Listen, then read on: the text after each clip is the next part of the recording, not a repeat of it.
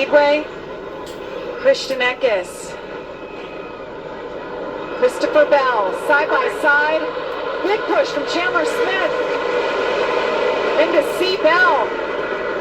And he rockets to the front. Chandler Smith in second. Great launch by C. Bell. Not a very good launch by Christian Eckes. He was really mistimed the zone there and what C. Bell was going to do. Big win for Chandler Smith there. Look at Ben Rhodes coming. We talked about how aggressive he's been. Around the outside. Can he make it happen? Third. Eckes lost 4 spots there on that restart. Side-by-side battle here. This is a for great third, and Ben Rhodes. Run for Ben Rhodes. It's fun to watch him work that high side, making it happen.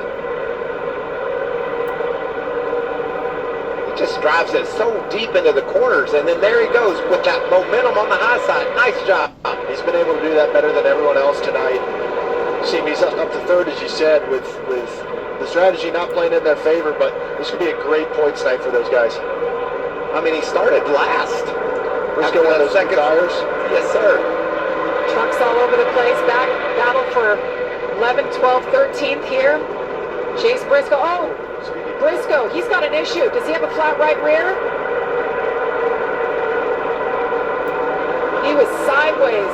Just got loose, I guess. That looked crazy, like he did have a flat. The track was just really dirty up there. Yes, sir. Chase Briscoe was a contender earlier.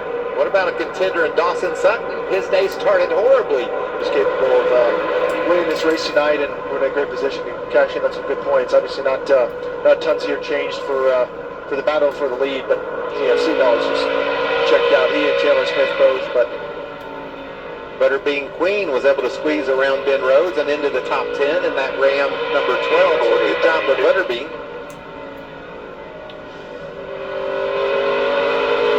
Last lap around was just over a tenth of a second faster than second place Chandler Smith.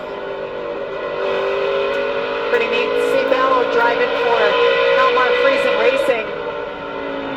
They have that alliance with Tricon Garage, Michael, and it's just made such a big difference for this organization. Going to a 2-truck team full-time, that they can bring in a Christopher Bell to get behind the wheel.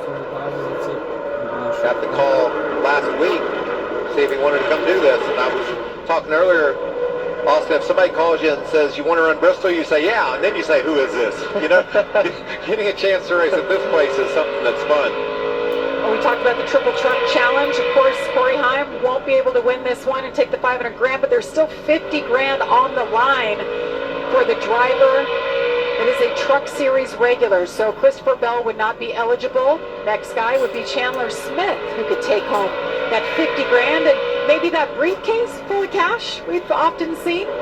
Got to make them feel good, a good consolation prize after the race if they inform you that you walked away with that. Smith working around the damage on order clear. There it is right there. Christopher Bell win, guys. See you in the next one. Now it's Arca. And the Tide 150 is off and running from Kansas Speedway.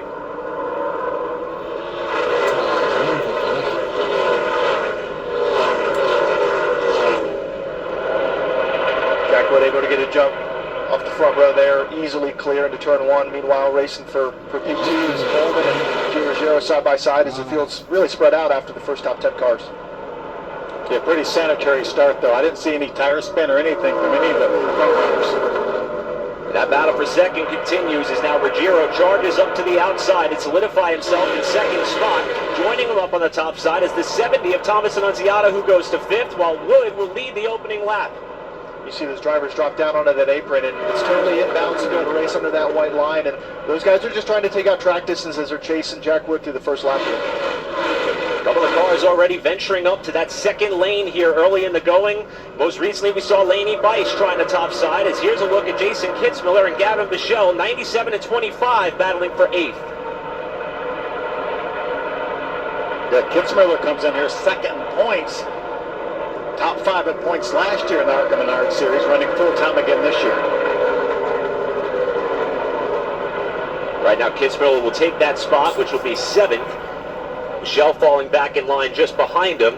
as Wood qualifying got washed out. One of 3 women drivers currently in the top 10 in this race so far. Isabella Robusto looking to finally get a good run to get her 2026 rolling. Yeah, we talked to her at Daytona. She said, I just don't want to have to start to the year like I did last year, 2025.